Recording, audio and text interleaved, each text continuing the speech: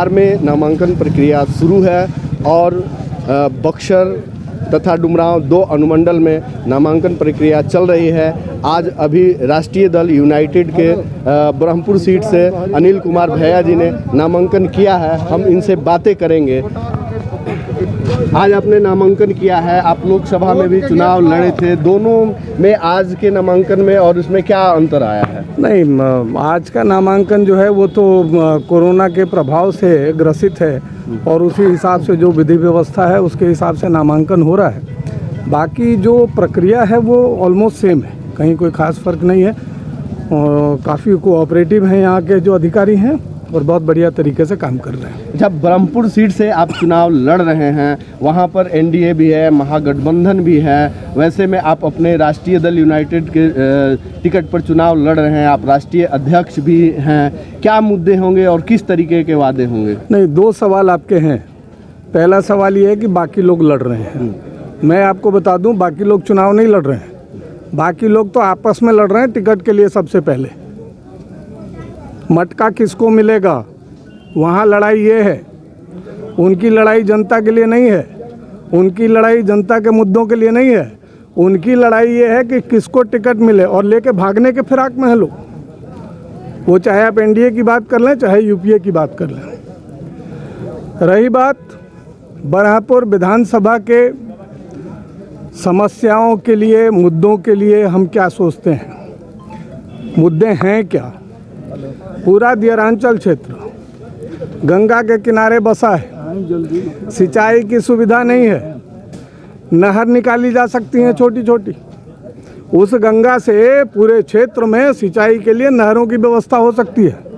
हमारा किसान तुरंत सुखी जीवन जीने लगेगा अगर उसे खेती के लिए पर्याप्त सुविधा दी जाए। आर्सेनिक जो बरहमपुर विधानसभा के कई गांव समस्या से पीड़ित हैं, केशवपुर पावर प्लांट पता नहीं वो क्या हो गया है कि कब बनेगा, अनिश्चितकालीन प्रावधान वहाँ हो गया है, शायद लगता नहीं कि कभी बनेगा। इन लोगों से लोग दूषित जल पीकर अलग अलग तरह की बीमारियों से वहाँ तड़प कर समाप्त हो रहे हैं, सबसे बड़ी समस्या है। तीसरी समस्या, किसी तरह किसान अगर खेती कर लेता है, खेतों में अनाज उगा लेता है, तो नीलगाय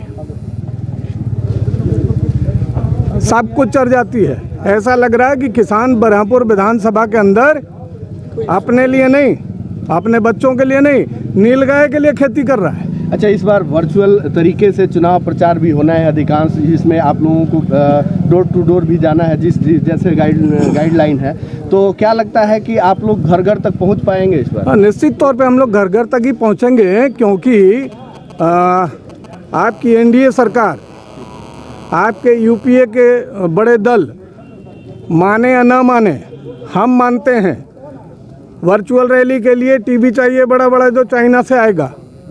ये कहते तो हैं कि चाइना का सामान का बहिष्कार करो, लेकिन वर्चुअल रैली के लिए टीवी लाते हैं चाइना से। हम वास्तव में बहिष्कार करते हैं, हम कोई वर्चुअल रैली नहीं करने जा रहे हैं। हम हर घर तक, हर दरवाजे तक आपके माध्यम से, अपने कार्यकर्ताओं के माध्यम से, अपने समर्थकों के माध्यम से, अपने बुजुर्गों के माध्यम से हर घर तक पहुँचेंगे। अच्छा, जीत को लेकर के आप कितने आश्वस्त हैं? आप तो मुझसे ज़्यादा आश्वस्त आप हैं। मीडिया वालों से पूछिए ना, मीडिया वालों से पूछिए, वो आश्वस्त हैं। हम तो एक तरफा जीत रहे हैं। बरहमपुर विधानसभा के सारे उम्मीदवारों का वहाँ की जनता जमानत जब्त करवाने वाली है।